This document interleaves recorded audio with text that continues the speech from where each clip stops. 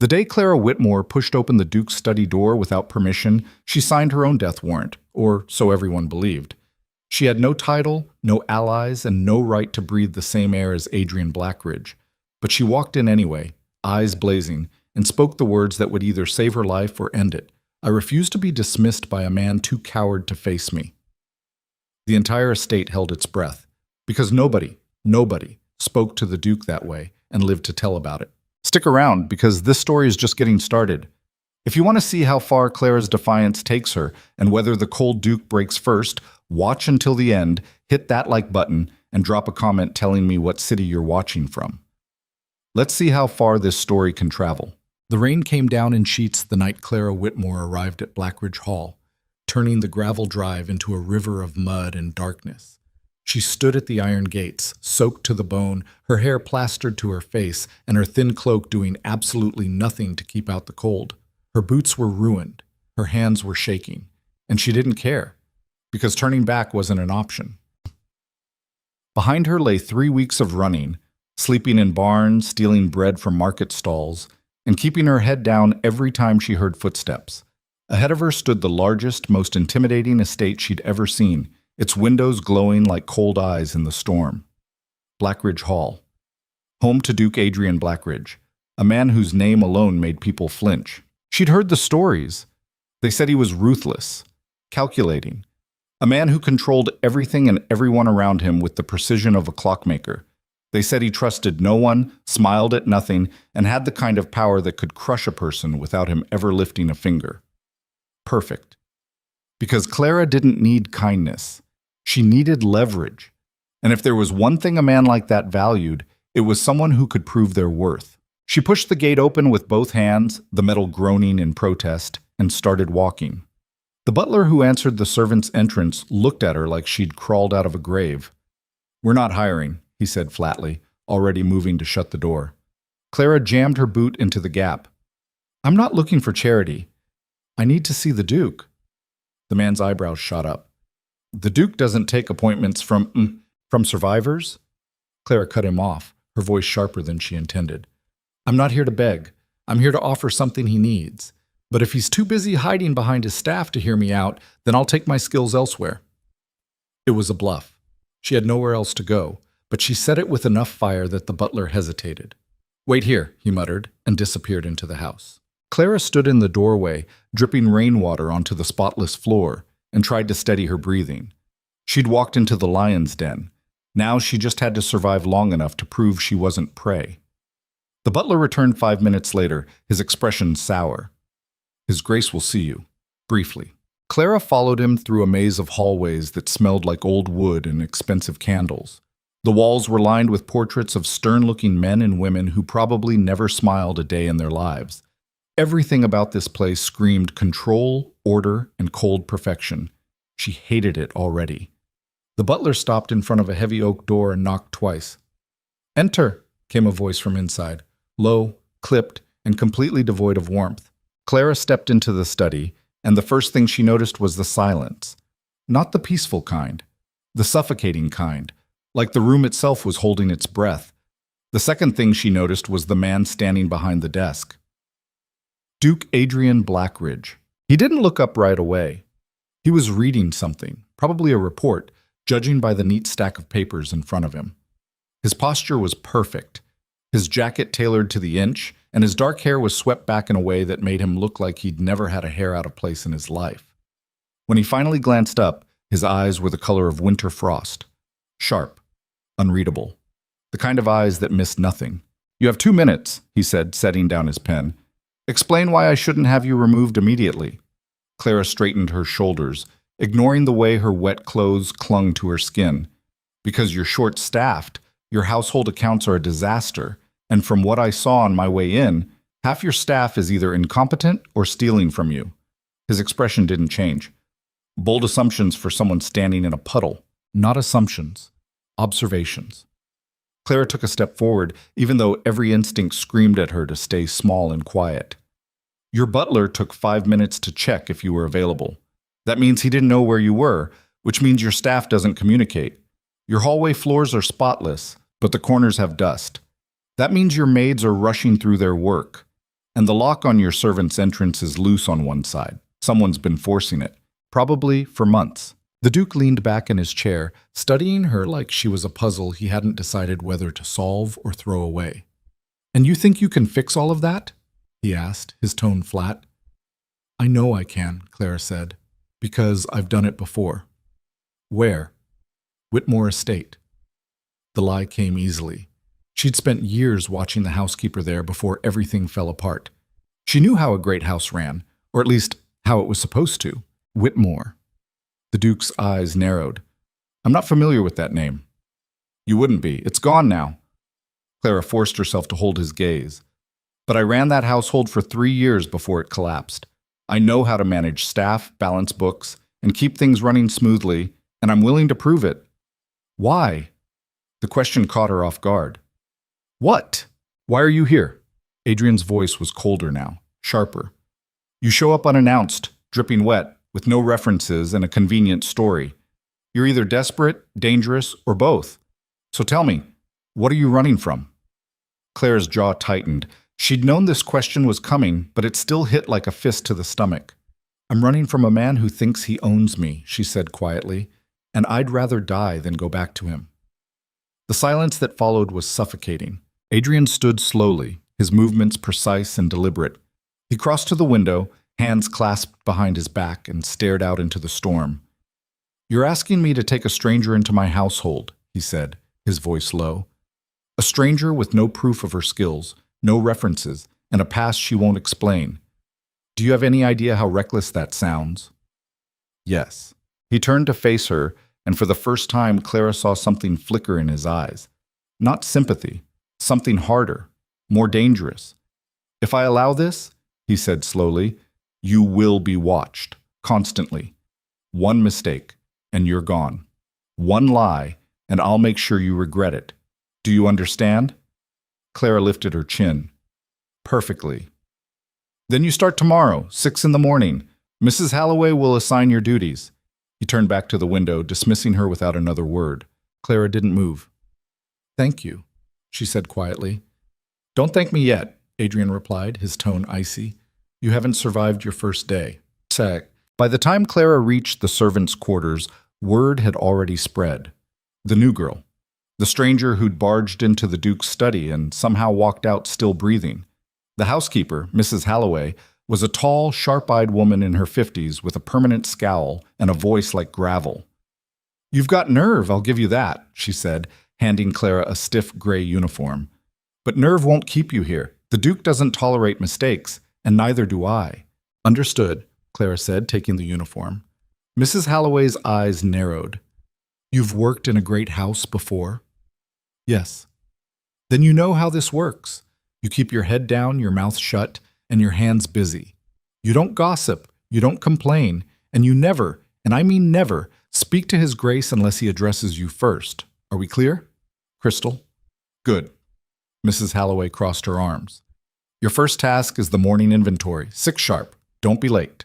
Clara nodded and turned to leave, but Mrs. Halloway's voice stopped her. "One more thing," the housekeeper said, her tone softer now, almost warning. "Whatever you're running from, it's your business. But if it follows you here and puts this household at risk, the Duke won't protect you. No one will." Clara met her gaze. It won't. It was another lie, but it was the only answer she had. Well, her room was smaller than a closet, just a narrow bed, a washstand, and a single candle. But it was warm. It was dry. And it was hers. Clara sat on the edge of the bed, peeling off her wet clothes, and let herself breathe for the first time in weeks. She'd done it.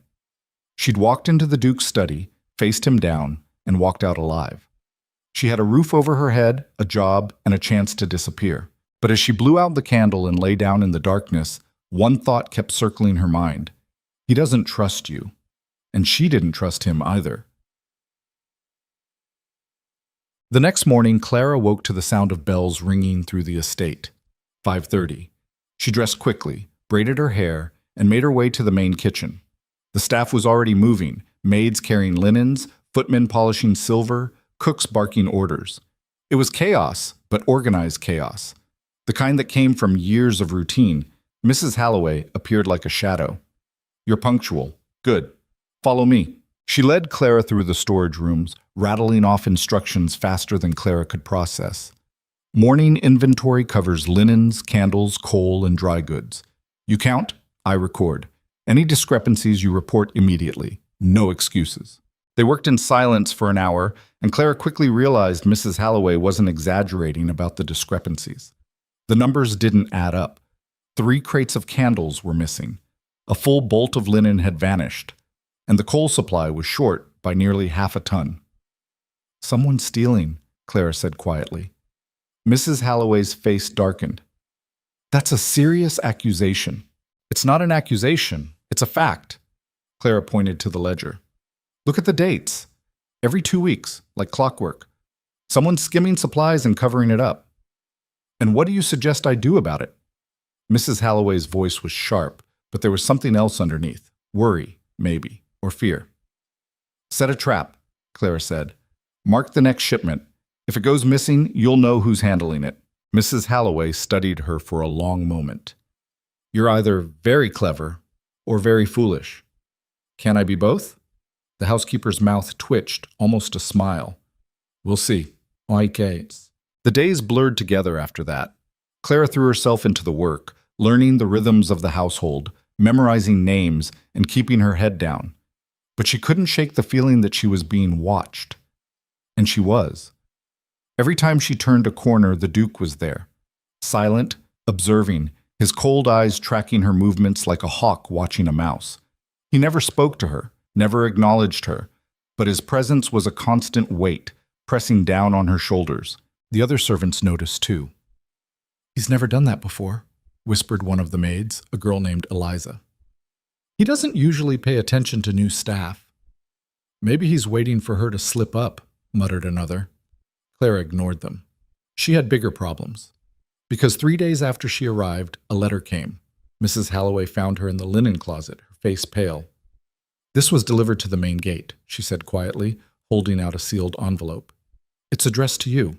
Clara's blood turned to ice. She didn't need to open it to know who it was from. Her stepfather. He'd found her. She opened the letter in her room that night, her hands shaking so badly she could barely break the seal. The handwriting was sharp, angular, and furious. Clara, you thought you could run. You thought you could hide behind a duke's name and I wouldn't find you. You were wrong. I know where you are. I know what you've done. And unless you return immediately, I will make sure everyone at Blackidge Hall knows exactly what kind of woman you are. You have 1 week. R.W. Clara crumpled the letter in her fist, her breath coming in short, sharp gasps. He was going to destroy her. He was going to tell the Duke everything, the lies, the theft, the scandal. And when he did, Adrien would throw her out without a second thought, or worse. She sat on the edge of her bed, staring at the candle flame, and felt the walls closing in. She'd survived 3 weeks on the run. She'd survived walking into the Duke's study. She'd survived her first days in this cold, unforgiving house. But this? This might be the thing that finally broke her, unless she fought back. Clara stood slowly, her jaw set, and tossed the letter into the candle flame. It caught immediately, curling into ash. She wasn't running anymore. If her stepfather wanted a war, she'd give him one. But first, she needed to do something she'd sworn she'd never do. She needed to tell the Duke the truth. Shahakt. The next morning, Clara knocked on the Duke's study door. Enter. She stepped inside, her heart hammering, and found Adrien sitting at his desk, reading through yet another stack of reports. He didn't look up. I need to speak with you, Clara said, her voice steadier than she felt. Then speak. She closed the door behind her and took a breath. I lied to you, she said, about why I'm here. That got his attention. Adrien set down his pen slowly, his eyes locking onto hers. Go on. Clara's throat tightened, but she forced the words out. I didn't just leave my last position. I ran. From my stepfather. He's dangerous, controlling, and he's been looking for me. And now he's found you, Adrien said flatly. Clara's stomach dropped. How did you... I had you investigated the moment you walked into this house. Adrien's voice was ice cold. Did you think I wouldn't? Of course he had. Then you know, Clara said quietly. You know what kind of man he is. I know he's claiming you stole from him. Adrien leaned back in his chair, his expression unreadable. I know he's threatened legal action, and I know he's offered a substantial reward for your return. Clara's hands clenched into fists. I didn't steal anything. He's lying. Why should I believe you? Because I'm standing here telling you the truth. Clara's voice rose and she forced herself to breathe. I could have run again. I could have disappeared the second that letter arrived, but I didn't. Because I'm not a thief and I'm not a coward and I'm done letting him control my life. Silence. Adrien stood slowly, rounding the desk until he was standing directly in front of her. He was taller than she'd realized, and the weight of his gaze was suffocating. If I protect you, he said quietly, I risk my reputation, my household, everything I've built. So tell me, Clara Whitmore, why should I take that risk? Clara met his eyes, refusing to look away. Because you've spent your whole life controlling everything around you, she said, and you know what that costs. You know what it's like to be alone, surrounded by people who obey you but don't trust you. You've built walls so high that no one can get in, and you think that makes you strong. Adrien's jaw tightened. But it doesn't, Clara continued, her voice softer now. It just makes you lonely. For a long moment, neither of them spoke. Then Adrien stepped back, his expression cold once more. You have 1 week to prove your worth, he said.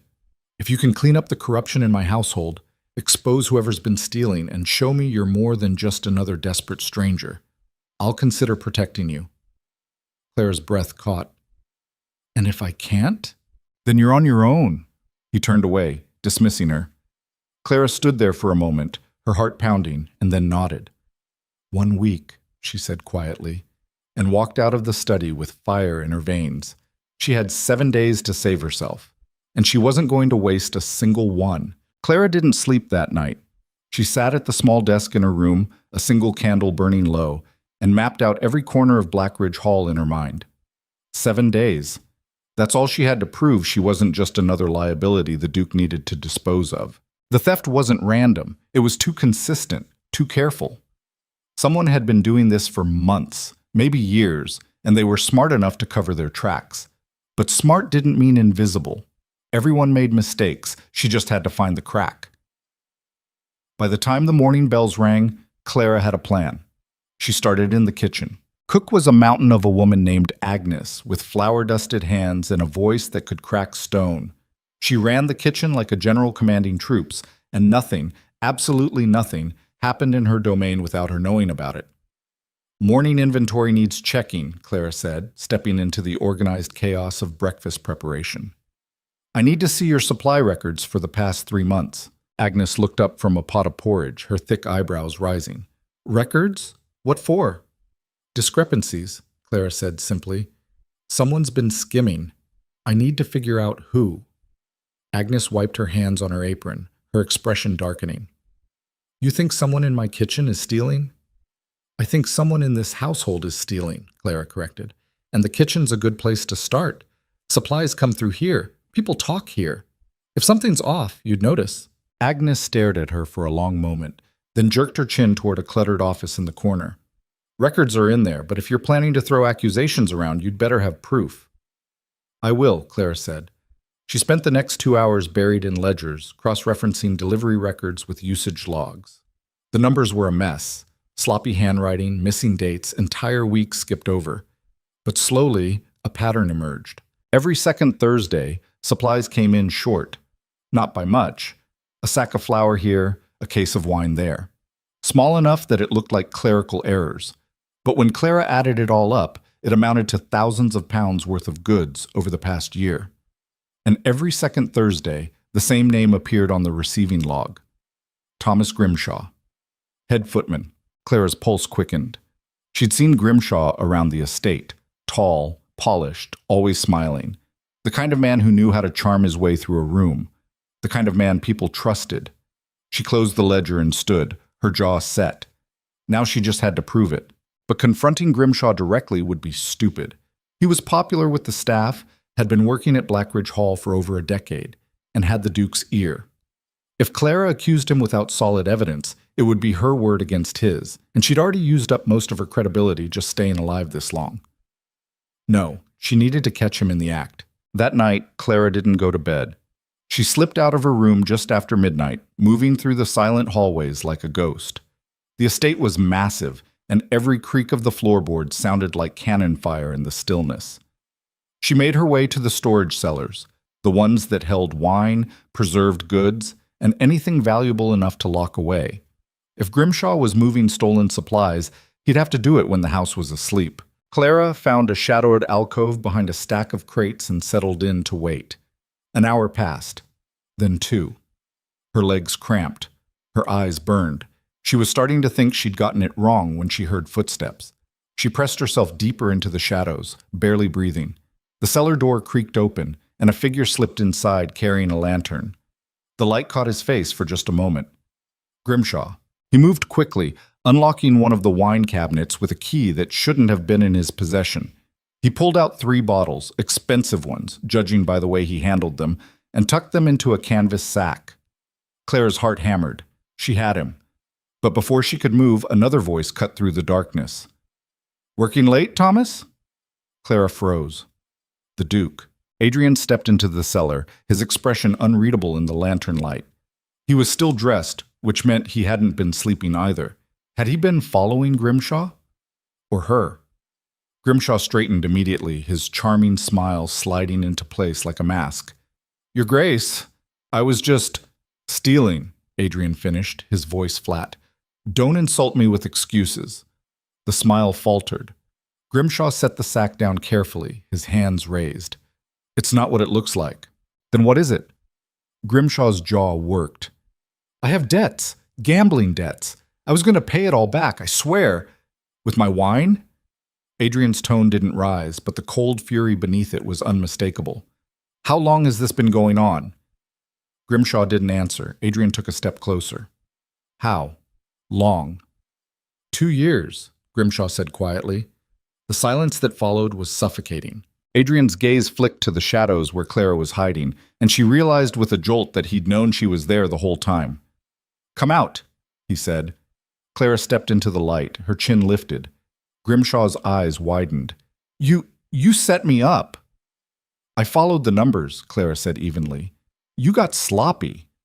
Grimshaw's face twisted. "You've been here less than a week, and you think you can—" "Enough." Adrien's voice cut through the room like a blade. He turned to Grimshaw. "You're dismissed. Effective immediately. Pack your things and be gone by morning. If I ever see you near this estate again, I'll have you arrested." Grimshaw stared at him, his face pale. "Your Grace, please, get out." Grimshaw grabbed the lantern and stumbled toward the door, casting one last venomous look at Clara before disappearing into the darkness. The cellar fell silent. Adrien turned to Clara, his expression still unreadable. "You were supposed to report your findings to Mrs. Halloway." "I needed proof," Clara said, "and I got it." "You also put yourself in danger." Adrien's eyes narrowed. "What if he'd been armed? What if he'd attacked you?" "Then I would have handled it." "You're reckless." "I'm effective," Clara shot back. "And you're welcome, by the way." Adrien stared at her for a long moment, and she couldn't tell if he was furious or impressed. Maybe both. "You have 6 days left," he said finally. "Don't waste them." He turned and walked out, leaving Clara standing alone in the cellar, her heart still racing. She'd done it. She'd exposed the thief. She'd proven her worth. But the look in Adrien's eyes told her this was only the beginning. The next morning, news of Grimshaw's dismissal spread through the estate like wildfire. The staff whispered in corners, shooting glances at Clara whenever she passed. Some looked impressed, others looked wary. Mrs. Halloway, however, looked downright suspicious. She cornered Clara in the linen closet before breakfast. "You've made an enemy," she said bluntly.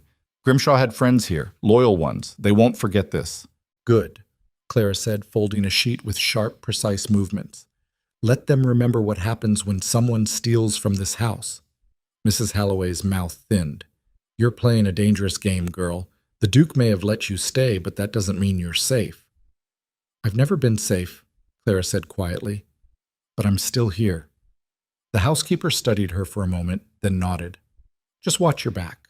Clara spent the rest of the day reorganizing the storage systems, creating new logs, and training the younger maids on proper inventory procedures. It was tedious, exhausting work, but it kept her mind off the clock ticking down.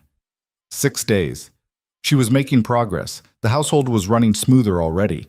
But there was still one problem she couldn't solve. Her stepfather. The letter had said 1 week. That deadline was approaching fast, and Clara had no idea what he was planning. Would he come here himself? Send someone else? Go straight to the Duke with his accusations? She needed leverage, something to fight back with. That evening, as the staff sat down for their meal in the servants' hall, Clara noticed something strange. One of the footmen, a quiet, nervous young man named Peter, kept glancing at her, then looking away quickly, as if he wanted to say something but didn't dare. After the meal, Clara caught him in the hallway.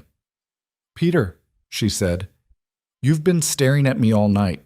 If you've got something to say it." Peter's face flushed. I shouldn't. It's not my place.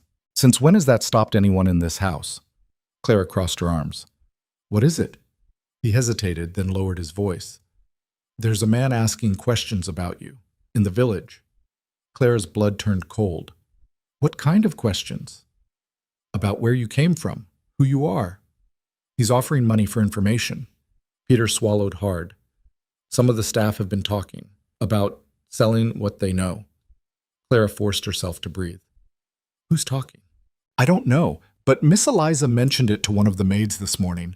She said someone could make a month's wages just for telling this man where you sleep." Clara's hands clenched into fists. Her stepfather wasn't just threatening her, he was buying allies inside the house. "Thank you," she said quietly, "for telling me." Peter nodded and hurried away, leaving Clara standing in the empty hallway with her mind racing. She couldn't fight this alone. Not anymore. She needed to tell the Duke. Clara found Adrien in his study that night, bent over a stack of correspondence. He didn't look up when she entered. "He's here," she said without preamble. "In the village, asking questions, offering money." Adrien set down his pen slowly. "Your stepfather?" "Yes." "And you think he'll try to turn my own staff against you?" "I know he will." Clara stepped closer. "He's done it before. He's good at finding people's weaknesses. And if he gets inside this house, he won't." Adrien stood, moving to the window. The lamplight caught the sharp angles of his face, making him look more statue than man. "I've already taken precautions," he said. "The staff has been warned that any contact with this man will result in immediate dismissal. The gates are being watched, and I've sent word to the village magistrate to keep him under observation." Clara blinked. You did all that? "You're under my protection now." Adrien's voice was matter-of-fact. "That means his fight with you is a fight with me." Something in Clara's chest tightened. She didn't know what to say. "But," Adrien continued, turning to face her, "that protection has limits. If he escalates, if he goes public with accusations or brings legal action, I can't shield you without damaging my own position. You understand that, don't you?" Clara nodded. "I do." "Then you need to decide."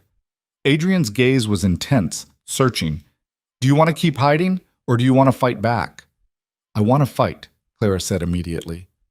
"But I don't know how." "Then let me help you." The words hung in the air between them. Clara stared at him. "Why would you do that?" Adrien was silent for a moment. "Because you were right," he said finally, "about what you said in this room, about walls and loneliness." He looked away. "I've spent years building a fortress around myself, and I'm tired of living in it." Clara's breath caught. "But I need to know," Adrien continued, his voice low. "What did you take from him? What is he really accusing you of?" This was it. The moment of truth. Clara could lie. She could soften the story, make herself look better. But she was so damn tired of lying. "I took his ledgers," she said, "the ones that proved he was embezzling from his own business. He'd been stealing from his partners for years, blaming his losses on bad investments. When I found out, I made copies. I was going to take them to the authorities." Adrien's eyes narrowed. And he caught me before I could." Clara's voice hardened. "He locked me in my room for 3 days, no food, no water. He said if I ever tried to expose him, he'd make sure I hung for theft instead. So I ran." "Do you still have the copies?" Clara shook her head. "I had to leave them behind." Adrien was quiet for a long moment, his expression unreadable.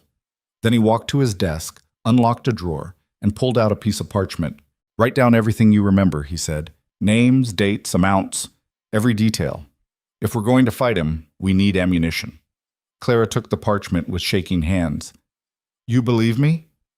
"I investigated him too," Adrien said, "and your story matches what I found. He's not just a brute, he's a criminal, and criminals make mistakes." Clara's eyes burned. She blinked hard, refusing to let the tears fall. "Thank you," she whispered. Adrien nodded once. "Get to work. We don't have much time." Clara spent the next 3 days writing. Every transaction she could remember, every name, every lie her stepfather had told. Her hand cramped, her eyes blurred, but she didn't stop. Meanwhile, Adrien worked his own channels. He sent letters to business contacts in London, made discreet inquiries, called in favors. And slowly, a picture began to emerge. Richard Whitmore wasn't just embezzling. He was running a smuggling operation on the side, using his legitimate business as cover.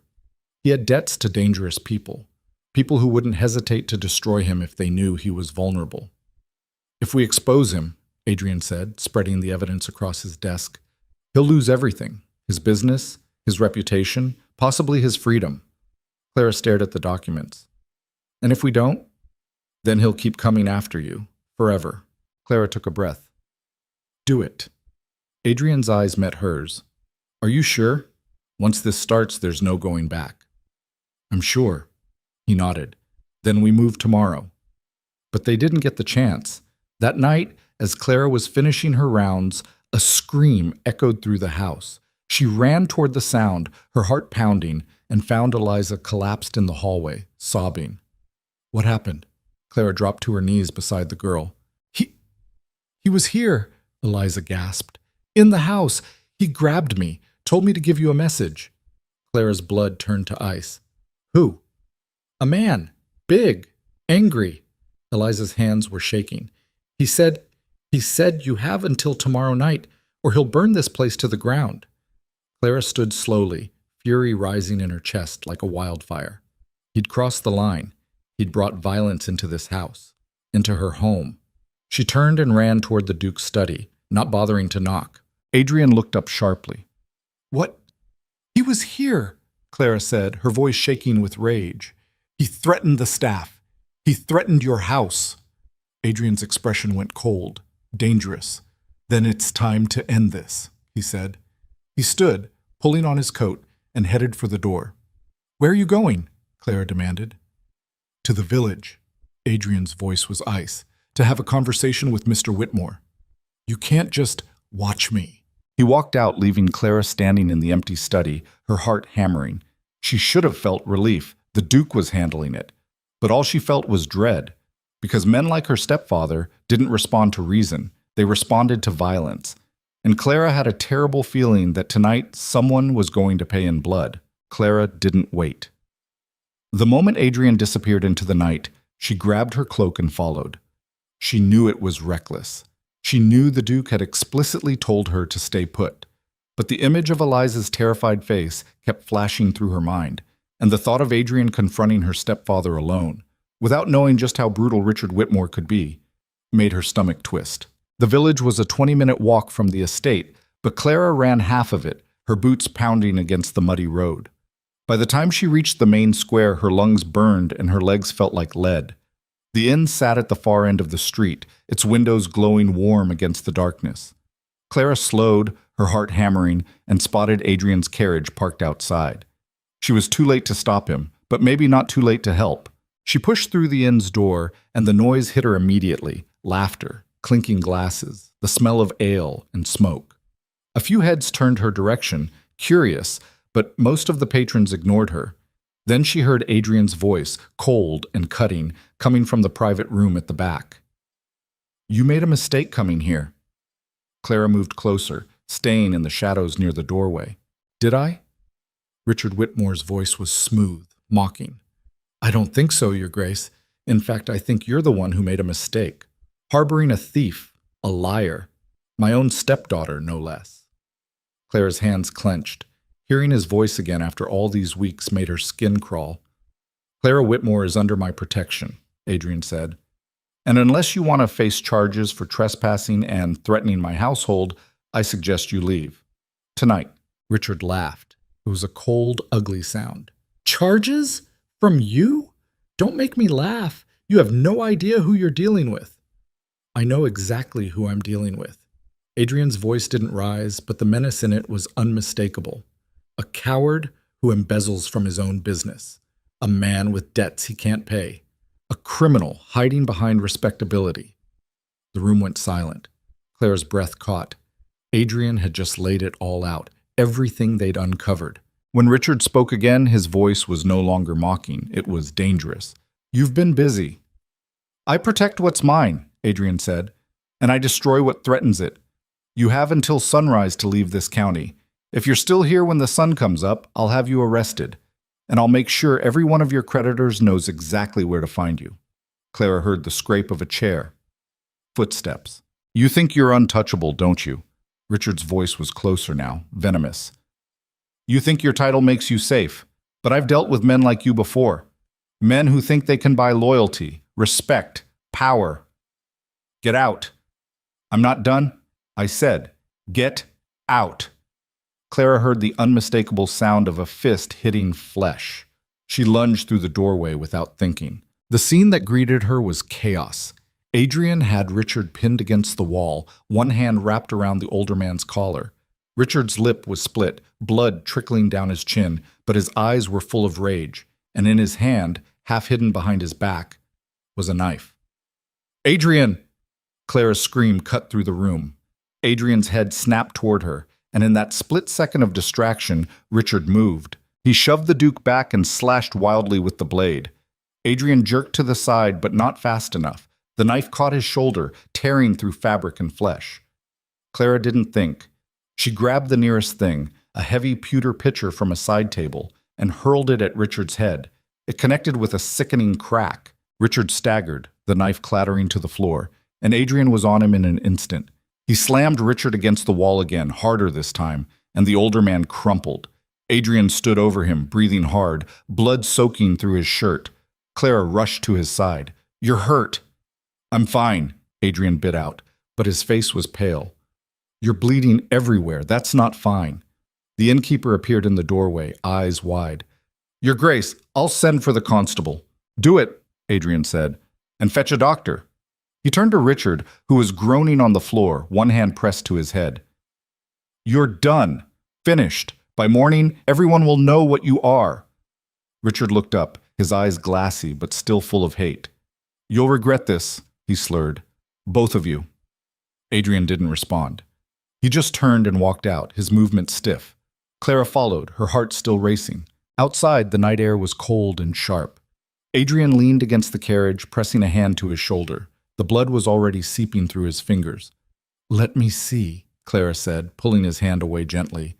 The cut wasn't deep, but it was long and ugly, running from his shoulder halfway down his bicep. "You need stitches," Clara said. "I need to get back to the estate." Adrien's jaw was tight. "Before word spreads." "Word's gonna spread anyway." Clara ripped a strip of fabric from her underskirt and pressed it against the wound.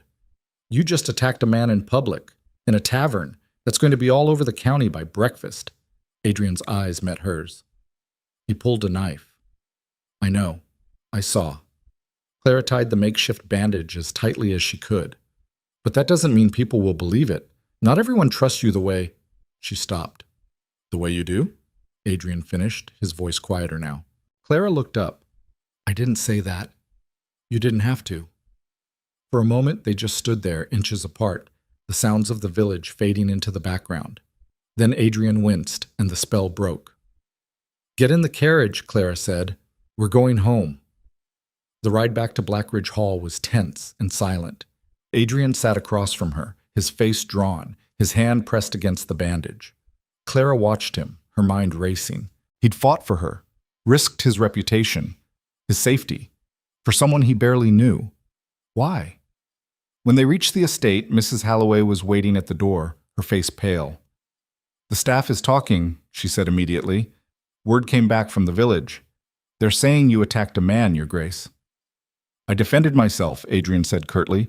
"Send for the doctor, and gather the senior staff in the drawing room. Now." Mrs. Halloway nodded and hurried off. Adrien turned to Clara. "Go to your room."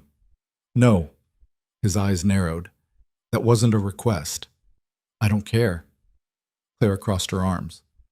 "You're about to address the staff about what happened tonight. And they need to hear my side of it too. Unless you plan on lying." Adrien stared at her for a long moment. Then incredibly, the corner of his mouth twitched. "You're impossible. I've been told." 20 minutes later, the senior staff stood assembled in the drawing room. Mrs. Halloway, cook, the head groundskeeper, and 3 of the senior footmen. They all looked nervous. Adrien stood at the front, his shoulder freshly bandaged by the doctor, his expression unreadable. "I'm sure you've heard the rumors by now," he began. "So let me clarify what happened. Tonight, I confronted a man named Richard Whitmore. He's been harassing one of my staff, Clara Whitmore, and tonight he escalated that harassment into threats of violence against this household." The staff exchanged glances. "During the confrontation," Adrien continued, "Whitmore attacked me with a knife. I defended myself. He's now in the custody of the local constable, facing charges of assault and trespassing. That is the truth. And if anyone spreads a different version of events, they will be dismissed immediately. Are we clear?" Silence. Then Mrs. Halloway spoke. "And Miss Whitmore's relationship to this man?" "He's her stepfather," Adrien said flatly. "And a criminal. She came to this household seeking refuge from him. I granted it. That decision stands." Clara felt every pair of eyes turn to her. "She's proven her worth," Adrien added, his voice firm. "She exposed theft within this household. She's reorganized systems that have been failing for years, and she's earned her place here. If anyone has a problem with that, speak now." No one spoke. "Good," Adrien said. "Then we're done. Return to your duties." The staff filed out quietly, leaving Clara and Adrien alone. Clara let out a breath she didn't know she'd been holding. "That went better than I expected." "They're afraid," Adrien said, not convinced.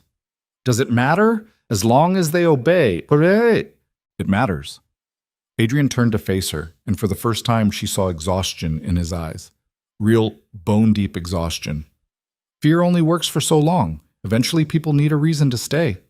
A reason to be loyal. "And what's your reason?" Clara asked quietly. Adrien didn't answer. He just walked to the window, staring out into the darkness. Clara followed. "You didn't have to do what you did tonight. You could have sent the constable. Let the law handle it." "The law takes time," Adrien said, "and he was threatening you. Threatening this house." He paused. "I don't let threats stand." "Even when it costs you?" Adrien's jaw tightened, especially then. Clara studied his profile. The sharp lines, the controlled stillness, the way he held himself like a man constantly at war with the world. "You said you were tired of living in a fortress," she said softly. "But you're still building walls. Just different ones." Adrien turned to her, something flickering in his eyes. "And what about you? You ran from your stepfather, but you're still letting him control you, still letting fear make your decisions." Clara's breath caught. "That's not, isn't it?" Adrien stepped closer. "You could have stayed hidden, kept your head down. But you followed me tonight. You threw yourself into danger. Why?" "Because I—" Clara stopped, the words catching in her throat. "Because she cared. Because the thought of him getting hurt made her chest ache. Because somewhere along the way, this cold, impossible man had become someone she couldn't stand to lose, but she couldn't say that, not yet." "Because you needed backup," she finished lamely. Adrien's expression softened, just barely. "Right." They stood there in the silence, the space between them charged and fragile. Then Adrien stepped back. "Get some rest. Tomorrow's going to be difficult." Clara nodded, not trusting herself to speak. She turned to leave, but his voice stopped her at the door. "Clara." She looked back. "Thank you," Adrien said quietly. "For the picture." Despite everything, Clara smiled. "Any time." The next morning brought chaos. News of the confrontation had spread like wildfire, and by breakfast half the county seemed to know that the Duke of Blackidge had brawled with a man in a public inn. The whispers grew louder, the speculation wilder. Some said Adrien had been defending his honor. Others claimed he'd been drunk. A few insisted the whole thing was a scandal involving a mysterious woman. Clara stayed out of sight, working in the storage rooms, but she could feel the tension crackling through the house like lightning before a storm. Then, just after noon, a carriage arrived. Clara was in the linen closet when Mrs. Halloway found her, her face grave. "You need to come with me," the housekeeper said. "What's wrong?" "The magistrate is here, with the constable. They want to speak with you." Clara's stomach dropped. "Why?" "Because Richard Whitmore is claiming self-defense. He's saying you and the Duke conspired to attack him, that you lured him to the inn and set him up." Clara's hands went numb. "That's insane." "I know, but they have to investigate, and they want your testimony." Clara followed Mrs. Halloway to the drawing room, her heart pounding. Inside, Adrien stood by the fireplace, his face like carved stone. Two men sat on the sofa, one in a magistrate's robes, the other in a constable's uniform. The magistrate looked up as Clara entered. He was an older man with shrewd eyes and a neatly trimmed beard. "Miss Whitmore," he said, "please, sit." Clara sat, her hands folded tightly in her lap. "I'll be direct," the magistrate continued. "Mr. Richard Whitmore has filed a formal complaint. He claims that you and the Duke orchestrated an attack on him last night, that you used false accusations to lure him into a confrontation." "That's a lie," Clara said, her voice steady. "Then tell me your version of events." Clara took a breath and told him everything. The abuse, the embezzlement, the threats, the evidence they'd gathered, the knife. The magistrate listened without interrupting. When she finished, he turned to Adrien. "Your Grace, do you have proof of these allegations against Mr. Whitmore?" Adrien walked to his desk and pulled out the documents they'd compiled. "Everything's here. Business records, witness statements, correspondence. Whitmore is a criminal, and last night he tried to kill me to keep that quiet." The magistrate reviewed the papers in silence. The room felt airless. Finally, he looked up. "This is substantial. If accurate, Mr. Whitmore is facing serious charges, but I'll need time to verify these documents. In the meantime," he paused, "I'm afraid I have to ask both of you not to leave the county until this matter is resolved." Clara's chest tightened. "How long will that take?" "A few days? Maybe a week." A week. Another week of waiting, of looking over her shoulder. But at least Richard was in custody. At least he couldn't... The door burst open. The constable who'd been guarding the entrance stumbled in, his face white. "Sir, there's been an incident." The magistrate stood. "What kind of incident?" "Richard Whitmore. The constable swallowed. "He's escaped custody." The room went deathly silent. "What?" Adrien's voice was deadly quiet. "We were transferring him to the county jail. The carriage was ambushed on the road. 3 men, armed. They killed one of the guards and took Whitmore." Clara felt the blood drain from her face. Adrien crossed the room in 2 strides. "Where?" "About 5 miles south. We sent men after them, but nothing." Adrien turned to the magistrate. "I want every available man searching, now." The magistrate nodded, already moving toward the door. "We'll find him, Your Grace." But Clara knew better. Richard was gone, and he was going to come back. Not for money, not for his reputation, for revenge. As the officials hurried out, Clara stood frozen, her mind racing. Adrien turned to her, his expression grim.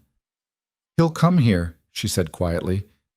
"He knows where I am, and he's not going to stop until I'm dead," Adrien finished. "Or you are."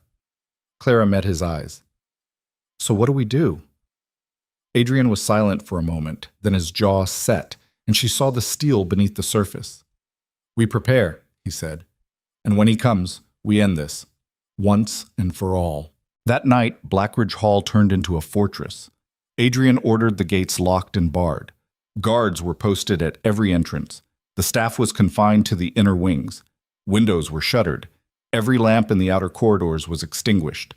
Clara stood in the main hallway, watching the preparations, and felt like she was standing in the calm before a hurricane.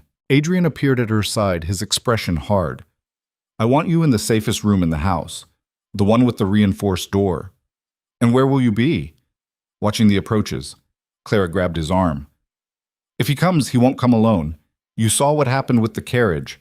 He has men now, dangerous men." "Then we'll be ready." "Adrien, This isn't negotiable, Clara. Adrien's voice was firm, but his eyes were softer. I'm not letting him take you. I don't care what it costs. Clara's throat tightened. Why are you doing this? Because... Adrien stopped, something unspoken flickering across his face. Because you were right, about everything. I've spent my whole life afraid of letting anyone close, afraid of being vulnerable. But you walked into my study and refused to be dismissed, and for the first time in years, I felt alive. Clara's heart stuttered. I'm not good at this, Adrien continued, his voice rough. I don't know how to... He broke off, frustrated. But I know I won't let him hurt you, not while I'm still breathing. Clara stepped closer, her hand still on his arm. Then we protect each other. Adrien's gaze held hers. Deal. The hours crawled by. Clara sat in the reinforced room, a small study on the second floor with thick walls and a single narrow window, and listened to the silence. No footsteps. No shouts. Nothing. But the quiet felt wrong. Heavy. Like the world was holding its breath. Then just past midnight she heard it, glass shattering. Clara was on her feet instantly, her heart hammering. She pressed her ear to the door and heard shouts from below, running footsteps, the clang of metal. They were inside. She grabbed the fireplace poker, the only weapon in the room, and yanked the door open. The hallway was dark, lit only by a single flickering lamp. She could hear the sounds of fighting echoing from the main floor, grunts, crashes, someone screaming. Clara ran toward the stairs, her pulse roaring in her ears. She reached the landing and froze. Below, in the entrance hall, chaos reigned. 4 men, rough, armed with clubs and knives, were fighting Adrien's guards. 2 guards were already down. The rest were barely holding their ground. And in the center of it all stood Richard Whitmore, his face twisted with rage. He looked up and saw her. Their eyes locked. Richard smiled, cold, vicious, triumphant. There you are, he said, and started up the stairs. Clara didn't run. She gripped the poker tighter and stood her ground. You made a mistake coming here, she said, her voice shaking but loud. Richard laughed. Did I? Looks to me like your precious Duke can't protect you after all. He's not the one you should be worried about. Richard's smile widened. And what are you going to do, Clara? Hit me with that little stick? If I have to. He lunged. Clara swung the poker with everything she had. It connected with his shoulder, and Richard howled, staggering back. But he didn't fall. He grabbed the poker, wrenching it out of her hands, and shoved her hard against the wall. Clara's head cracked against the plaster, stars exploding in her vision. You always were too stubborn for your own good, Richard hissed, his hand closing around her throat. Clara clawed at his fingers, gasping for air. Then, from somewhere below, a roar. Get away from her! Adrien appeared at the bottom of the stairs, blood streaming from a cut above his eye, his jacket torn. He looked like a man possessed. Richard turned, momentarily distracted, and Clara drove her knee up hard. Richard doubled over with a grunt, and Clara shoved him away. Adrien was up the stairs in seconds. He grabbed Richard by the collar and slammed him into the banister with bone-rattling force. You're done, Adrien snarled. Richard spat blood. You think you've won? You think this is over? It is now. Adrien hauled him down the stairs, where the remaining guards were already subduing the last of Richard's men. The constable arrived minutes later with reinforcements. This time, Richard Whitmore was shackled, gagged, and thrown into a reinforced cell with armed guards at every entrance. It was over. Clara stood in the entrance hall, shaking, her throat bruised, her head pounding. Adrien appeared at her side, his hand gently touching her shoulder. Are you hurt? He asked, his voice raw. I'm fine, Clara managed. You? I'll live. They stood there in the wreckage of the hall, surrounded by overturned furniture and shattered glass, and for a moment neither of them spoke. Then Clara started laughing. It was a broken, half-hysterical sound, but she couldn't stop. Adrien stared at her. What's so funny? We survived, Clara said, wiping at her eyes. We actually survived. Adrien's expression softened. Yeah, we did.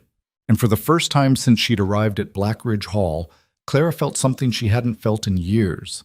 Safe. Safe. The word felt strange in Clara's mouth, like a language she'd forgotten how to speak.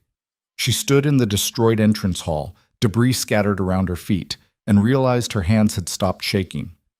Adrien was still beside her, close enough that she could feel the tension radiating off him. His shirt was torn, blood staining the collar, and there was a cut above his eyebrow that would definitely scar. But he was alive. They both were. "Your Grace." The magistrate approached, stepping carefully over broken glass. His expression was grim, but something else too. Impressed, maybe. "I owe you an apology. We underestimated how dangerous Whitmore was." "Yes," Adrien said flatly. "You did." The magistrate had the grace to look uncomfortable. "He'll be transported to London tonight, under heavy guard. I'll personally ensure he reaches trial." "See that you do," Adrien said. "Because if he escapes again, I'll hold you responsible." It wasn't a threat. It was a promise. The magistrate nodded and retreated, barking orders at his men. Clara watched Richard being dragged out in chains, his face purple with rage. He was shouting something, curses probably, or more threats, but she couldn't hear the words over the ringing in her ears. She'd spent so long running from this man, hiding, afraid that one day he'd find her and drag her back into the nightmare she'd escaped. But now, watching him being hauled away like common trash, she felt something crack open inside her chest. Not relief. Not yet. Freedom. Adrien touched her elbow gently. "Come on, let's get you looked at." "I'm fine. Clara." His voice was quiet but firm. "Your neck is bruised. Your head's bleeding. You're not fine." She wanted to argue, but the exhaustion hit her all at once, and she found herself nodding. The doctor was already treating the injured guards in the drawing room. He took one look at Clara and pointed to a chair. "Sit. Now." Clara sat. He examined her throat first, his fingers gentle but thorough. "You're lucky. Another few seconds, and he might have crushed your windpipe. As it is, you'll be sore for a week. No talking more than necessary." "That'll be difficult for her," Adrien said from the doorway. Clara shot him a look, and despite everything, he almost smiled. The doctor cleaned the cut on her head, just a shallow gash from hitting the wall, and wrapped a bandage around it. "You'll live, but you need rest. Real rest. No running around, no heroics." "I'll make sure of it," Adrien said. After the doctor left, Clara leaned back in the chair, suddenly too tired to move. Adrien sat across from her, his own injuries bandaged, and for a long moment, neither of them spoke. "What happens now?" Clara finally asked, her voice rough. "Now?" Adrien rubbed his face. "Now we clean up, repair the damage, and figure out how to explain to the entire county why the Duke of Blackidge had a small war in his entrance hall." "Think they'll believe the truth?" "Some will. Others won't care as long as there's gossip." Adrien's jaw tightened. "But Richard's crimes will come out during the trial. The embezzlement, the smuggling, everything. By the time it's over, no one will question why I protected you." Clara looked down at her hands. "And the staff? They saw everything tonight." "They did." Adrien's voice softened. "They also saw you stand your ground when a man twice your size tried to kill you. That counts for something." Clara wasn't sure she believed him, but she was too tired to argue. Mrs. Halloway appeared in the doorway, looking more rattled than Clara had ever seen her. "Your Grace, the staff is asking what they should do. Half the entrance hall is destroyed. There's blood on the floors." "Leave it until morning," Adrien said. "Everyone's had enough for one night. Just make sure the windows are secured and the doors are locked." Mrs. Halloway nodded and started to leave, then hesitated. She looked at Clara, her expression unreadable. "You fought well tonight, girl," she said quietly. "Not many would have stood their ground like that."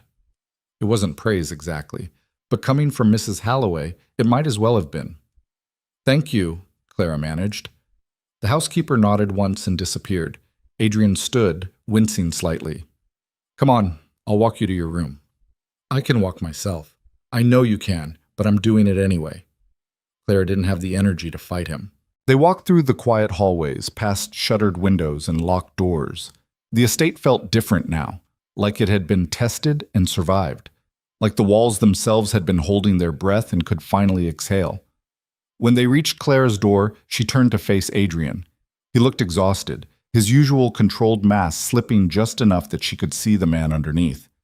"Thank you," she said, "for everything, for believing me, for fighting for me." Adrien was quiet for a moment. I didn't do it because I'm noble, he said finally. I did it because I wanted to. Because you walked into my study and refused to be invisible, and it made me realize how tired I was of surrounding myself with people who only tell me what I want to hear. Clara's throat tightened. I still don't understand why you trust me. Because you don't lie to make things easier, Adrien said. You tell the truth even when it costs you. That's rare and valuable. He paused. And because you threw a pitcher at a man's head to save my life. That helps. Despite everything, Clara smiled. I have good aim. Apparently. They stood there in the dim hallway, and Clara became acutely aware of how close he was standing. Close enough that she could see the faint scar on his jaw, the flecks of gold in his gray eyes. Get some rest, Adrien said quietly. Tomorrow's going to be chaos. Isn't it always? Fair point. He turned to leave, and Clara almost let him go. But something made her reach out, her fingers catching his sleeve. Adrien stopped, looking back. I'm glad I walked into your study that night, Clara said. Even with everything that's happened. I'm glad. Adrien's expression softened in a way she'd never seen before. So am I. Then he was gone, and Clara was alone in her tiny room, her heart still racing for reasons that had nothing to do with danger. The next morning, Blackidge Hall woke to chaos. Word of the attack had spread overnight, and by breakfast half the county seemed to have descended on the estate. Neighbors came to offer support, or more likely, to get a closer look at the damage. Officials arrived to take statements. Even a reporter from the London papers showed up, pencil in hand, asking pointed questions about scandal and violence. Adrien handled it all with the cold efficiency of a general managing a battlefield. He gave statements, deflected gossip, and made it very clear that anyone who tried to paint Clara as anything other than a victim would answer to him personally. Clara stayed mostly out of sight, working with Mrs. Halloway to coordinate repairs and keep the household running. But she could feel the change in how the staff looked at her. Before, she'd been an outsider, a charity case the Duke had inexplicably taken in. Now, she was something else. Eliza approached her in the linen closet that afternoon, her eyes wide. Is it true you fought him off yourself, before his grace arrived? Clara shrugged, uncomfortable with the attention. I hit him with a poker. It wasn't exactly heroic. You stood up to him, Eliza pressed. Everyone's talking about it. How you didn't run. How you protected the Duke. He protected me too, Clara said. That's how it works. But Eliza wasn't the only one. Throughout the day, other staff members found excuses to speak with her, to thank her for exposing Grimshaw's theft, to ask her opinion on household matters, to treat her less like a servant and more like someone who belonged. It was strange, unsettling, and something Clara didn't entirely know how to handle. By evening, the worst of the chaos had died down. The broken glass had been swept up, the damaged furniture removed, the blood scrubbed from the floors. Blackidge Hall was starting to look like itself again. Clara was in the study, reviewing supply orders, when Adrien walked in. You should be resting, he said. So should you. Clara gestured to the bandage still visible above his collar. How's the shoulder? Sore, but I'll live. Adrien sat on the edge of his desk, studying her. The magistrate sent word. Richard's transport reached London safely. He's being held in Newgate until trial. Clara let out a breath she didn't know she'd been holding. Good. It gets better. Adrien pulled a folded letter from his jacket. One of Richard's former business partners came forward. Apparently, he's been keeping records of Richard's illegal dealings for years, waiting for the right moment to use them. With your testimony and this evidence, the prosecution says Richard's looking at 20 years minimum. 20 years. Clara's hands went numb. He's really gone. He's really gone, Adrien confirmed. He can't hurt you anymore. The words should have brought relief. Joy. Something. Instead, Clara just felt hollow. She'd spent so long living in fear of this man, building her entire existence around staying hidden, that now that he was gone, she didn't know what to do with herself. Adrien seemed to sense her struggle. It takes time, he said quietly, to believe you're actually safe, to stop looking over your shoulder. How would you know? Because I've spent my entire life doing the same thing. Adrien's voice was rough. Different reasons, maybe. But the fear is the same. Clara looked up at him. What are you afraid of? Adrien was silent for a long moment. Losing control, he said finally. letting someone in and having them use it against me, becoming my father.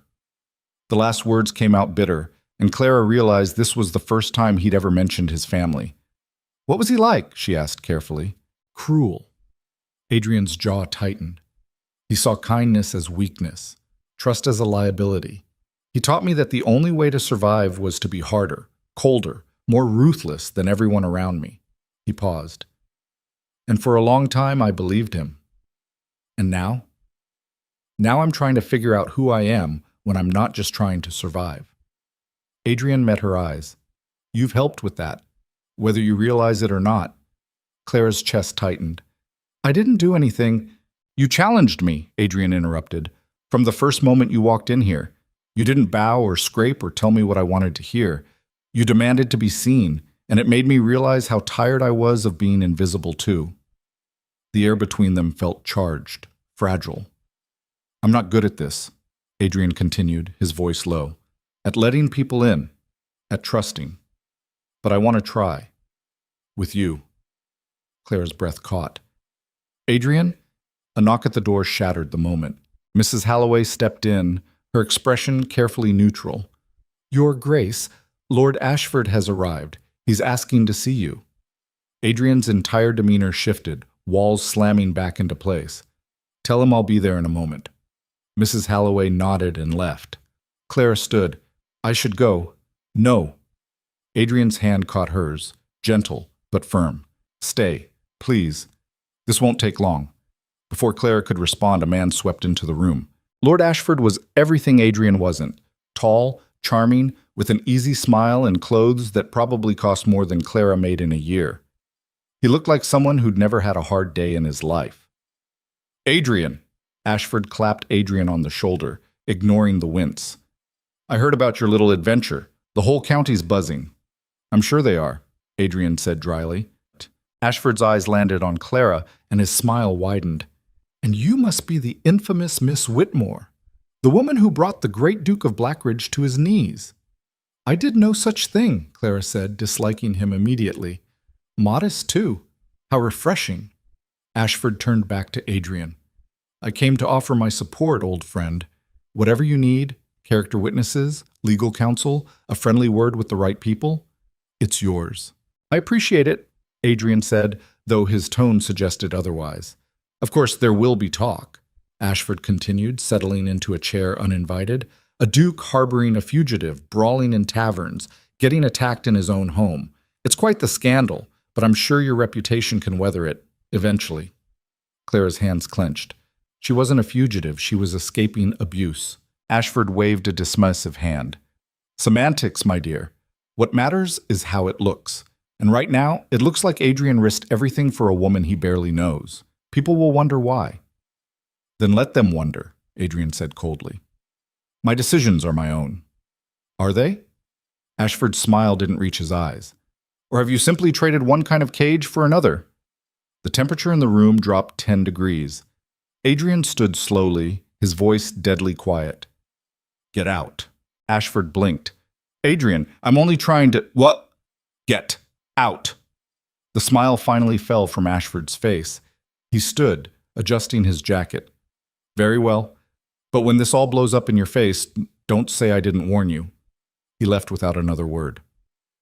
Clara let out a breath. He seems pleasant.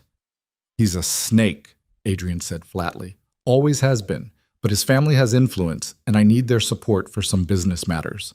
Or I did, anyway. Did? Adrien looked at her, something fierce in his eyes. I'm done playing politics. I'm done pretending. If people have a problem with my choices, they can take it up with me directly. Clara felt something shift in her chest. You're going to lose allies. Then they weren't really allies to begin with, Adrien said. I'd rather stand alone with my integrity intact than surround myself with people like Ashford. You won't be standing alone, Clara said quietly. Adrien's expression softened. No? No. Clara stepped closer. You've got me. For whatever that's worth. It's worth everything. The words hung between them, weighted with meaning. Before Clara could respond, voices echoed from the hallway. More visitors, more questions, more chaos. Adrien sighed. This is going to be a long week. Probably, Clara agreed. "But we'll handle it." "We?" Clara smiled. "You said you wanted to try. With me. So yes, we." And for the first time since the attack, Adrien smiled back. Not the cold, controlled expression he usually wore. A real smile, genuine and unguarded. It changed his entire face. The week that followed was indeed chaos, but a different kind than before. The trial preparations consumed most of Adrien's time, and Clara found herself managing more and more of the household's day-to-day operations. Mrs. Halloway started consulting her on decisions. The staff stopped questioning her orders. Even Cook grudgingly admitted that Clara's new inventory system had cut waste by nearly a third. Slowly, almost without realizing it, Clara stopped feeling like an outsider. She was becoming part of Blackidge Hall, not as a servant exactly, but as something more. And people were starting to notice. One afternoon, Clara was reviewing the week's accounts when a group of the younger maids approached her, hesitant. "Miss Clara?" Eliza spoke for the group. "We were wondering if you could teach us what you know about household management." Clara blinked. "Why?" "Because you're good at it," another maid said. "Better than anyone we've seen, and we want to learn." Clara looked at their eager faces and felt something warm unfurl in her chest. "All right," she said. "Tomorrow morning, 6 sharp. Don't be late." They scattered, excited, leaving Clara alone with her ledgers and a strange, unfamiliar feeling. Pride. That evening, Adrien found her in the library, curled up in a chair with a book she wasn't actually reading. "You're teaching the maids," he said, not quite a question. "Word travels fast. Mrs. Halloway mentioned it. She seemed pleased." Adrien sat across from her. "You're changing this place. You know that, don't you?" Clara shrugged. "I'm just trying to make things run better." "It's more than that." Adrien leaned forward. "The staff respects you. They listen to you. They trust you. That's not something you can force. It has to be earned." "I guess I earned it then." "You did." Adrien paused. "And I've been thinking about your position here." Clara's stomach tightened. "My position?" "You're not a maid anymore. Everyone knows it. You're managing half the household, solving problems, making decisions that would normally fall to the housekeeper." Adrien's eyes met hers. "I want to make it official. Head of household operations. Salary to match. Your own quarters in the main wing." Clara's breath caught. Adrien, it's not charity," he said firmly. "It's recognition. You've proven your worth a dozen times over. This is just making the reality match the title." Clara sat back, her mind spinning. A real position, real authority, a place in this house that wasn't contingent on charity or pity, a place she'd earned. "What about the talk?" she asked. "People are already gossiping about us, about why you're protecting me. This will just make it worse." "Let them talk," Adrien said. "I'm done caring what people think. I know the truth. You know the truth. That's what matters." Clara studied his face, looking for any sign of doubt or hesitation. She found none. "All right," she said finally. "I accept." Adrien smiled. "Good. We'll announce it tomorrow." "Tomorrow?" Clara's eyes widened. "That's fast." "The trial starts in 3 days. I want this settled before then. I want everyone to know exactly where you stand." Adrien's voice was firm. "With me. As an equal." The word equal hung in the air, and Clara felt something shift between them. Something fundamental. "Thank you," she said quietly, "for believing in me. For giving me a chance when no one else would." "You didn't need me to give you a chance," Adrien said. "You made your own. I just had the sense to get out of your way." That night, Clara lay in her small bed for the last time and stared at the ceiling. Tomorrow, everything would change. Again. But this time she wasn't running towards safety. She was stepping into power. The announcement the next morning sent shockwaves through the household. Mrs. Halloway made it official in front of the assembled staff, her voice crisp and professional. "Effective immediately, Miss Clara Whitmore has been appointed head of household operations. She'll be working directly with me and reporting to His Grace. You'll show her the same respect you'd show any senior member of this household. Are we clear?" There was a moment of stunned silence. Then slowly, heads began to nod. Clara stood at the front of the room, her hands clasped behind her back to hide their shaking, and watched the staff process the news. Some looked pleased, Others looked skeptical. A few looked downright hostile, but none of them objected out loud. After the meeting dispersed, Mrs. Halloway pulled Clara aside. "You've got enemies now," the housekeeper said bluntly. "People who think you rose too fast. Who'll be watching for you to make a mistake?" "I know," Clara said. "Good. Then you'll be careful." Mrs. Halloway's expression softened slightly. "But for what it's worth, I think the Duke made the right choice. You've got a head for this work, and the spine to back it up." Coming from Mrs. Halloway, it was high praise. "Thank you," Clara said. "Don't thank me yet," the housekeeper said. "The real test starts now." She wasn't wrong. Over the next 2 days, Clara faced resistance at every turn. Orders were questioned. Decisions were second-guessed. Supplies mysteriously went missing, forcing her to track them down. It was exhausting, frustrating, and exactly what Clara had expected. But she didn't back down. When a footman challenged her authority, she calmly reminded him that insubordination meant dismissal. When supplies vanished, she implemented a new tracking system that made it impossible to steal without getting caught. When whispers spread about her relationship with the Duke, she faced them head-on. "If you have something to say," she told a group of gossiping maids, "say it to my face, otherwise get back to work." They got back to work. Slowly, grudgingly, the resistance began to fade. And on the third day, when the trial began in London, Clara stood in the Duke's study beside Adrien, reviewing the final evidence, and realized something had changed. She wasn't fighting to survive anymore. She was fighting to protect what she'd built. "They're calling you to testify tomorrow," Adrien said, setting down a letter from the prosecution. "Are you ready?" Clara took a breath. "Yes. It won't be easy. Richard's lawyers will try to discredit you. They'll bring up your past, your position here, your relationship with me." "Let them," Clara said. "I know who I am now, and I'm not afraid of him anymore." Adrien looked at her, something like pride in his eyes. "No, you're not." The courtroom was packed. Clara stood in the witness box, her hands folded, and faced the man who terrorized her for years. Richard Whitmore sat at the defendant's table, dressed in prison clothes, his face gaunt, but his eyes still full of venom. The prosecutor was a sharp woman named Mrs. Blackwell, and she wasted no time. "Miss Whitmore, please describe your relationship with the defendant." Clara's voice was steady. "He married my mother when I was 15. After she died 3 years later, he became my legal guardian." "And how did he treat you?" He was controlling, abusive. He used me as free labor in his household and denied me any independence." "Objection!" Richard's lawyer stood. "Hearsay and emotional manipulation." "Overruled," the judge said. "Continue, Miss Whitmore." Clara told the story. All of it. The locked rooms, the threats, the ledgers she'd discovered, the night she'd fled. The courtroom was silent. When she finished, Mrs. Blackwell nodded. "And when you came to Blackidge Hall, did you tell the Duke about your past?" "Not at first. I was afraid." "Of what?" "That no one would believe me. That he'd send me back." Clara's eyes met Richard's across the room. "But I was wrong. The Duke believed me, and he helped me gather evidence to prove what Richard really was." "Objection!"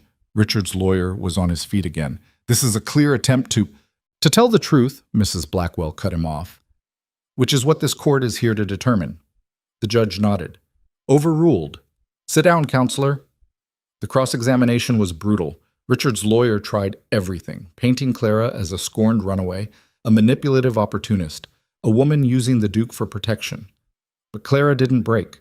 She answered every question calmly, factually, without rising to the bait.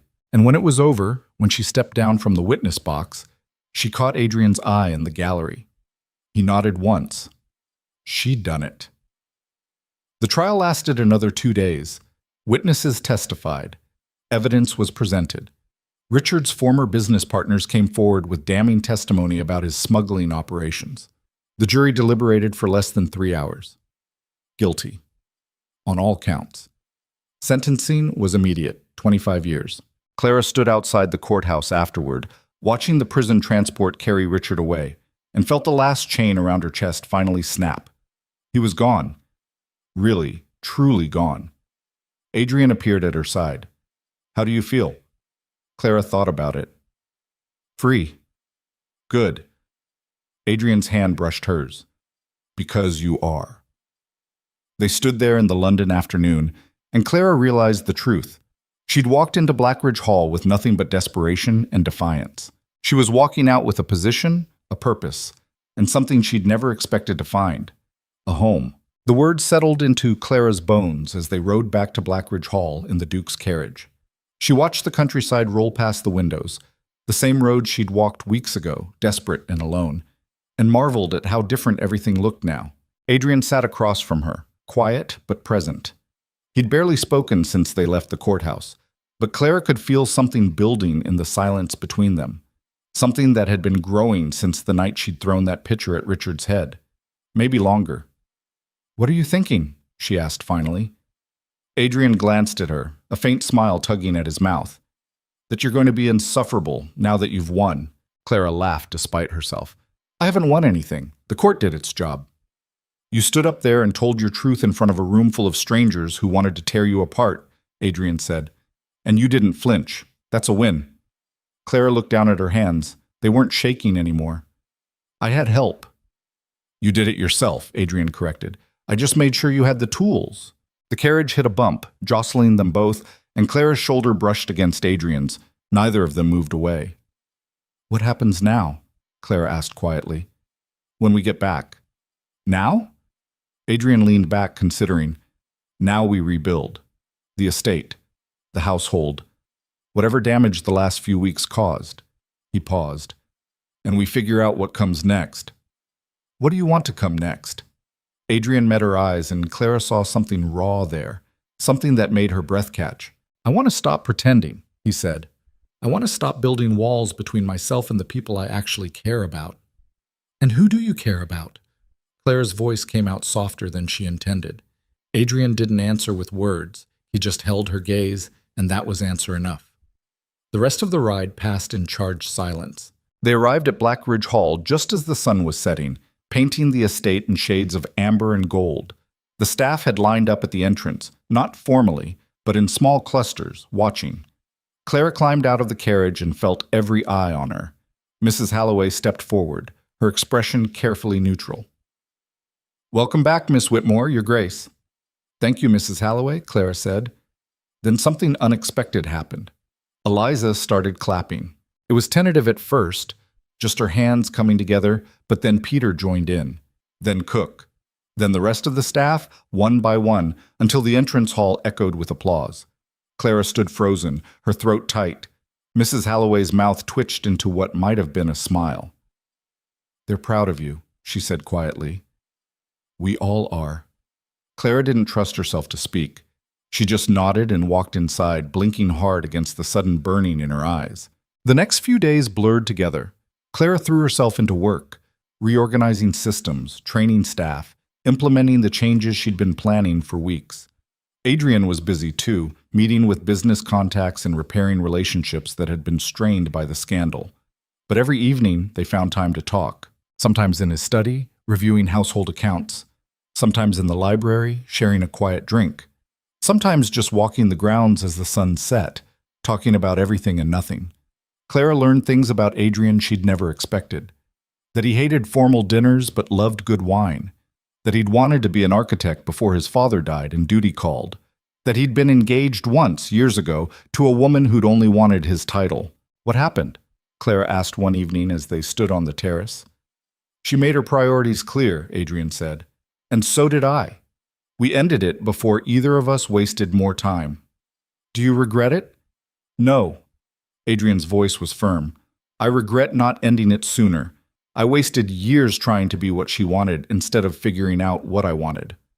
"And what do you want now?" Adrien turned to face her, and the intensity in his eyes made Clara's pulse skip. "Someone real. Someone who'll challenge me when I'm wrong and stand beside me when I'm right. Someone who doesn't want me for my title or my money or what I can give them." "That's a tall order," Clara said, her voice barely above a whisper. "Maybe." Adrien stepped closer. "But I think I've already found her." Clara's breath caught. "Adrien, I know this is complicated," he said. "I know people will talk.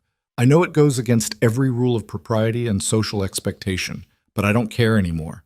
I'm tired of living by other people's rules. So am I, Clara admitted. Then what do we do about it? Clara looked up at him, at this man who'd risked everything to protect her, who'd believed her when no one else would, who'd shown her what it meant to be seen, and made a decision. We make our own rules, she said. Adrien smiled. I was hoping you'd say that. He leaned in slowly, giving her time to pull away, but Clara didn't move. When his lips met hers, it was gentle at first, tentative, like they were both testing the reality of this moment.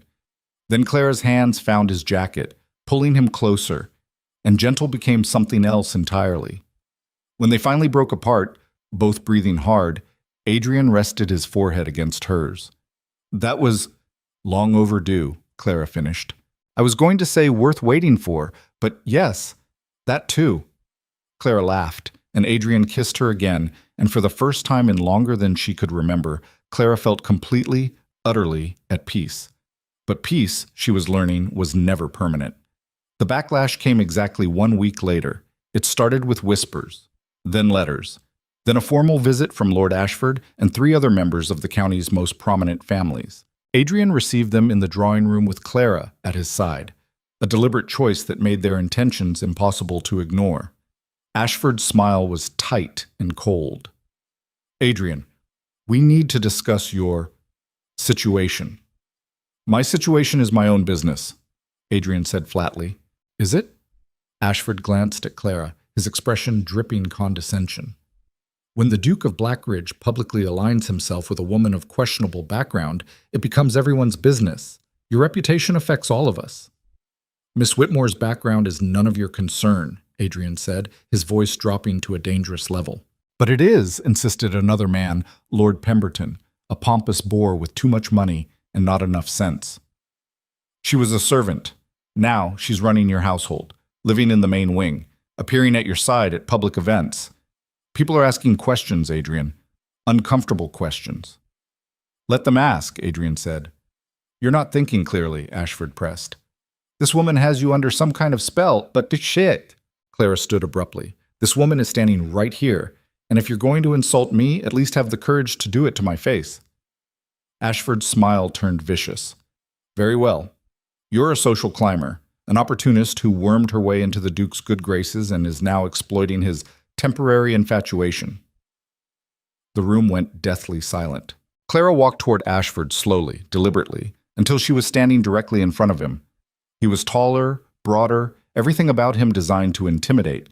She didn't flinch. You're right about one thing, Clara said quietly. I did climb. I climbed out of abuse. I climbed away from a man who tried to destroy me. And when I got here, I kept climbing, by working harder than anyone else, by proving my worth, by refusing to be invisible just because people like you think I should be. How dare you? I'm not finished, Clara cut him off. You want to talk about questionable backgrounds? Let's talk about yours. 3 gambling debts settled quietly by your family. 2 mistresses you keep in London. A habit of cheating at cards that everyone knows about but no one mentions because you've got the right last name. Ashford's face went purple. You insolent... The difference between us, Clara continued, is that I earned my place here. You inherited yours. So if the Duke chooses to trust someone who's proven themselves over someone who's coasting on family money, maybe the problem isn't with his judgment. She turned to the others. Any of you want to continue this conversation, or are we done? Lord Pemberton cleared his throat awkwardly. Perhaps we were hasty. Perhaps you were, Adrien said, his voice cold as winter. And perhaps you should remember that my choices are mine to make. If you don't like them, there's the door. Ashford stood, his face still red. You're making a mistake, Adrien. The only mistake I made was tolerating your presence this long, Adrien replied. Get out, all of you. They left, muttering among themselves, and Clara sank back into her chair, her hands shaking now that the adrenaline was fading. Adrien moved to her side immediately. Are you all right? I just told off half the county's elite, Clara said, her voice slightly unsteady. I think I'm either very brave or very stupid. Brave, Adrien said firmly. Definitely brave. He paused. Also possibly a little reckless, but I'm starting to find that charming. Clara laughed despite herself. You're going to lose friends over this? Over me. They weren't friends, Adrien said. They were leeches, and I'm better off without them. But the scandal will pass. Adrien took her hand. And even if it doesn't, I don't care. I've spent my whole life worrying about what people think, trying to maintain some perfect image. I'm done. I'd rather have one real connection than 100 false ones. Clara squeezed his hand. You're sure? I've never been more sure of anything. That night, Adrien called a meeting of the entire household staff. Every servant, every worker, everyone who kept Blackidge Hall running. They assembled in the great hall, confused and curious. Adrien stood at the front with Clara beside him, and when he spoke, his voice carried through the room. I'm sure you've all heard the rumors, he began, about Miss Whitmore, about our relationship, about the scandal. Murmurs rippled through the crowd. So let me make something very clear, Adrien continued. Clara Whitmore is not my mistress. She's not my servant. She is the head of household operations, and she's earned that position through skill, determination, and courage. She's also the woman I love. Clara's breath stopped. They hadn't said those words yet. Not out loud. Adrien turned to her, his expression open in a way she'd never seen. I should have said it sooner, but I'm saying it now. I love you, and I don't care who knows it. The room was silent. Then Mrs. Halloway started clapping. Again. And just like before, the rest of the staff joined in. Clara felt tears prick her eyes, but this time she didn't fight them. Adrien pulled her close, right there in front of everyone, and kissed her. The applause grew louder. Over the next few months, things settled into a new rhythm. Some families did cut ties with Adrien. Invitations dried up. Social circles closed their doors. But others, the ones that mattered, stayed. And new connections formed. Business partnerships based on respect rather than status. Friendships built on honesty. Clara flourished in her role. She expanded the training program for younger staff, implemented new systems that made the household run more efficiently than it had in decades, even started a small lending library for the servants, something unheard of in most great houses. The estate began to change, slowly, subtly, but unmistakably. It became a place where hard work was rewarded, where people were valued for their skills rather than their birth. Where Clara Whitmore, former runaway, former servant, sat at the Duke's right hand and no one questioned it. Well, almost no one. 6 months after the trial, a letter arrived. Clara was in her office, a real office now on the main floor, when Mrs. Halloway brought it in. This came by special courier, the housekeeper said, her expression unreadable. Clara broke the seal and read. Then read again. What is it? Mrs. Halloway asked. It's from Richard's business partners, Clara said slowly. The ones who testified. They're offering me a position. A position? Managing the liquidation of Richard's assets, overseeing the sale of his properties. They say I'm the only one who knows his operations well enough to untangle the mess. Clara looked up. They're offering to pay me. A lot. Mrs. Halloway's eyebrows rose. What will you do? Clara thought about it. Part of her wanted to refuse immediately. She'd built a life here, a purpose, and the thought of leaving Blackidge Hall made her chest ache. But another part of her, the part that had walked into Adrien's study and demanded to be heard, recognized the opportunity. This wasn't just about money. It was about power, real power, the kind that came from dismantling the empire of a man who'd tried to destroy her. I'm going to do it, Clara said, but on my terms. That evening, she told Adrien, he listened quietly, his expression unreadable. It would mean traveling to London for a few weeks, Clara said. Maybe longer. I'd have to leave the estate in Mrs. Halloway's hands. She's capable, Adrien said. I know, but... Clara hesitated. What do you think? Honestly. Adrien stood and walked to the window. For a long moment he didn't speak. Then, I think you'd be a fool not to take it. Clara blinked. Really? Really? Adrien turned to face her. When you first came here, you were running from something. Now you have a chance to run towards something, to take control of the very thing that nearly destroyed you and use it to build something better. He smiled slightly. That's not an opportunity you walk away from. But what about us? Us? Adrien crossed the room and took her hands. Clara, I'm not going anywhere. and neither are you, not permanently. You'll go to London, you'll do this work, and you'll come back. We'll survive a few weeks apart. You're sure? I'm sure. He kissed her forehead. Go. Tear Richard's empire apart. Make something good from the ashes. I'll be here when you get back. Clara left for London 2 weeks later. The work was brutal. Richard's business affairs were even more tangled than she'd imagined. Debts layered on debts, false contracts, shell companies designed to hide illegal operations. But Clara had learned from the best. She applied everything she'd picked up managing Blackidge Hall: the attention to detail, the systematic approach, the refusal to accept excuses. Slowly, methodically, she unraveled it all. And as she did, something interesting happened. Other business owners noticed. Women, mostly. Widows managing inherited companies, daughters trying to navigate industries that didn't want them. They started asking for her help. Clara found herself consulting on accounts, advising on operations, teaching the same skills that had saved her life. And she was good at it. By the time she returned to Blackidge Hall 2 months later, she had a dozen clients and a reputation that preceded her. Adrien was waiting at the entrance when her carriage pulled up. He looked thinner, tired, and relieved to see her. Clara practically fell into his arms. 2 months, Adrien said into her hair. That was too long. I know, Clara said. I'm sorry. Don't apologize. Adrien pulled back to look at her. You did something extraordinary. I'm proud of you. Clara smiled. I missed you. I missed you too. He kissed her, slow and thorough, and Clara felt like she'd finally come home. Inside, the staff had prepared a small celebration, nothing formal, just cake and wine and genuine happiness at her return. Mrs. Halloway pulled her aside. The estate ran fine while you were gone, she said, but it's better with you here. Thank you, Clara said, for everything. Don't thank me yet, Mrs. Halloway said, her eyes twinkling. His grace has been insufferable without you.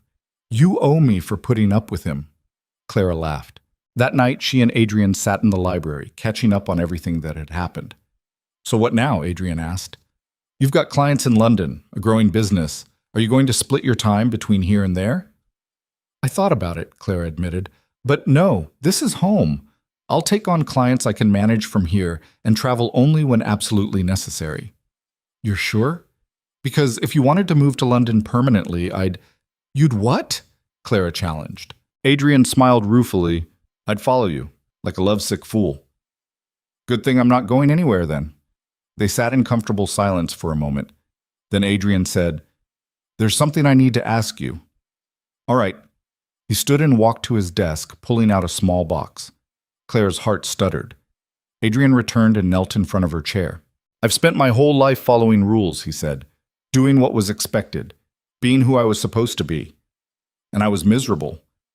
Then you walked into my study and threw all of that out the window. You challenged me, changed me, made me want to be better. He opened the box. Inside was a ring, simple, elegant, with a single stone that caught the lamplight. I know this is unconventional, Adrien continued. I know it breaks every rule of courtship and propriety. But I don't care. Clara Whitmore, will you marry me? Clara stared at him, her eyes burning. Yes, she whispered. Yes. Adrien slipped the ring onto her finger and pulled her into a kiss that made her forget every hard thing she'd ever endured. Because this moment, this man, this life she'd fought so hard to claim was worth it all. The wedding was small by aristocratic standards. Just family, close friends, and the household staff. No grand spectacle, no society drama, just two people who'd found each other in the wreckage of their respective wars, choosing to build something new together. Clara wore a simple dress. Adrien cried during the vows. Mrs. Halloway threw the most elaborate celebration the servants' hall had ever seen. And when it was over, when the guests had left and the estate had settled into quiet, Clara and Adrien stood on the terrace and looked out over the grounds. Do you ever think about where we'd be if you hadn't walked into my study that night? Adrien asked. Clara considered it. Sometimes, but not often. I'm too busy thinking about where we're going. And where is that? Forward, Clara said simply. Together. Adrien wrapped his arm around her waist, pulling her close. I like the sound of that. In the years that followed, Blackidge Hall became known for something new, not just as the seat of a powerful duke, but as a place of innovation, of second chances. Clara's consulting business grew. She helped dozens of women navigate the brutal world of business and estate management. Some of them even came to work at Blackidge, learning directly from her before going off to run their own operations. The household itself transformed. Under Clara and Mrs. Halloway's joint leadership, it became a model of efficiency. Other estates sent their staff to train there. Articles were written about the Blackidge method, and through it all, Clara and Adrien built a partnership that defied every expectation. They fought, of course. Clara was too stubborn, and Adrien was too proud for it to be otherwise. But they also laughed, worked together, supported each other through every challenge that came their way. 5 years after Clara first walked into Blackidge Hall, she stood in the same study where it all began and looked around. The room had changed. The desk was different. New curtains hung at the windows. Even the air felt lighter somehow. But the essence remained. This was where she'd fought for her life, where she'd demanded to be seen, where she'd met a man who'd been just as lost as she was and found a way forward together. Adrien appeared in the doorway. "There you are. I've been looking everywhere." "Just thinking," Clara said. "About what?" "About that night, when I first came here." Clara smiled.